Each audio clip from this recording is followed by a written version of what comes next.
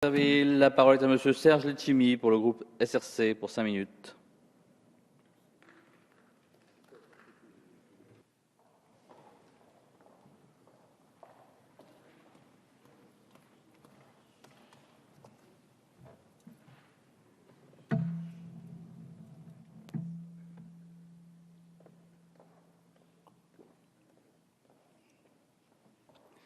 Monsieur le Président, Madame la Ministre, Messieurs les Présidents, Madame la Rapporteure, ce projet de loi que nous examinons aujourd'hui, consacré à la biodiversité, est un texte majeur.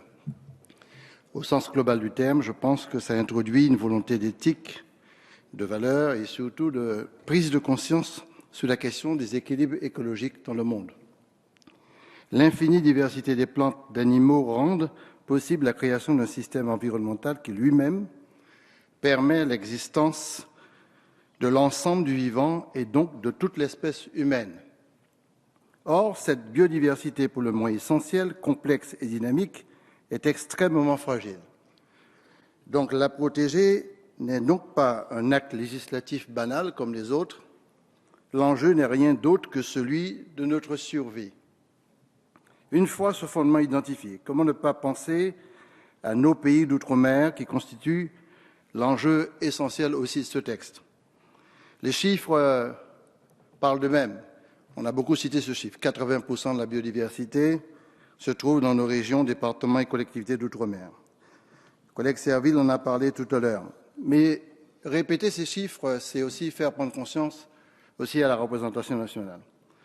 L'Amazonie, il a dit, qui ne couvre que 7% des terres émergées, renfermerait plus de la moitié des espèces animales et végétales du monde entier.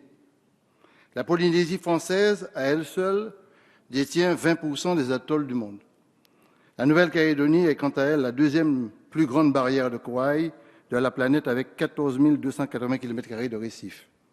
Et la Martinique recèle une flore et une faune riche et variée des écosystèmes patiemment accumulés au fil des millénaires et d'une histoire géologique singulière. Cependant, un autre contraste doit être fait. Cette biodiversité est menacée partout dans le monde et encore plus dans nos régions qui sont soumises au changement climatique en même temps. Hier, Hugo en Guadeloupe, cyclone extrêmement violent, 250 km/h. Avant-hier, l'Indonésie qui a subi un cyclone extrêmement violent de plus de 270 km/h. Et aujourd'hui, le Vanuatu avec 320 km/h. Il est donc primordial que dans ces pays, les populations réapprennent à vivre dans leur environnement exceptionnel et à le protéger, à l'entretenir, à le mobiliser au service de leur survie et aussi de leur émancipation.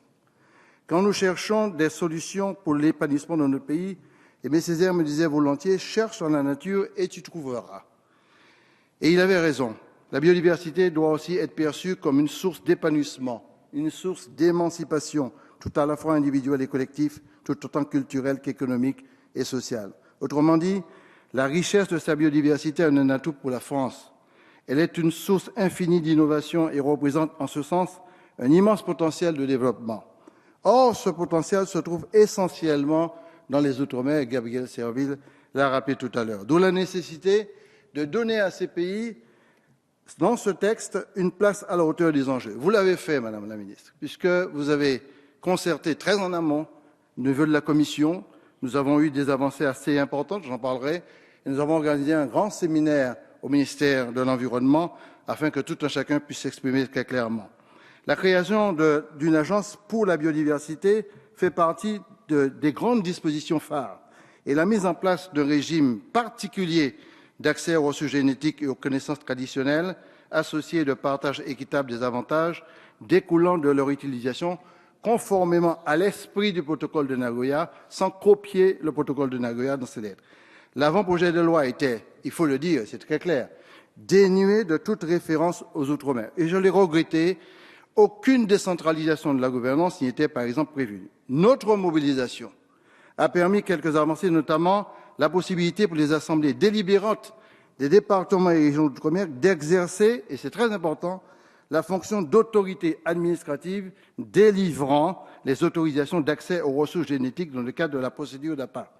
Si cette avancée était essentielle, elle n'était guère suffisante. Grâce à votre forte implication en commission, je veux saluer Madame la ministre, cette application. De grandes avancées ont été obtenues. Il faut certainement aller beaucoup plus loin.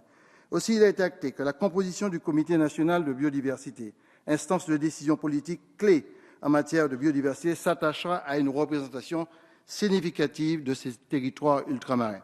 De plus, sera créé dans chaque département et région d'outre-mer un comité régional de la biodiversité. Cependant, les plus importantes avancées, à mon sens, restent la possibilité pour les collectivités d'outre-mer de créer des délégations de l'AFB dans leurs régions et départements. C'est une demande extrêmement forte, cela a été exprimé tout à l'heure. À cela s'ajoute le fait que la composition du conseil d'administration de cette agence devra aussi concourir à une représentation équilibrée des enjeux liés à la biodiversité.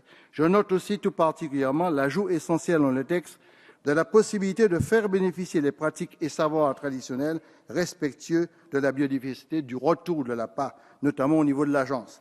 À noter aussi que les départements et régions d'outre-mer seront systématiquement consultés lorsqu'un décret les concernant sera pris.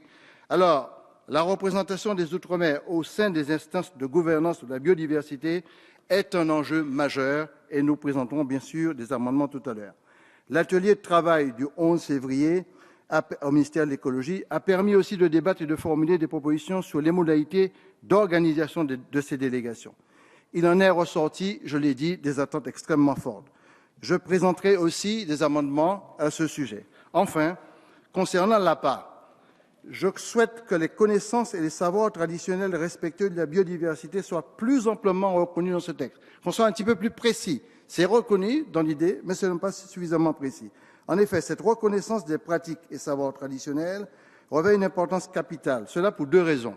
La première, c'est que les habitants des territoires ultramarins, la biodiversité de leur territoire constitue pour eux une opportunité de développement parfaitement endogène. La seconde, c'est que sans le respect de la différence, donc de la diversité culturelle, aucune biodiversité environnementale ne saurait être utile, suffisante ou parfaite. Alors, pour conclure, Monsieur le Président, l'appropriation collective de la biodiversité, sa bonne connaissance, sa protection et sa valorisation sont des actes majeurs pour la France dans son ensemble, mais surtout pour l'outre-mer et pour l'ensemble de la planète. C'est un enjeu écologique, c'est un enjeu de société, c'est aussi un enjeu culturel que nous devons saisir pour changer le modèle socio-économique et nous assumer dans une pleine émancipation et en toute conscience. Merci beaucoup. Merci, Monsieur Letchimy.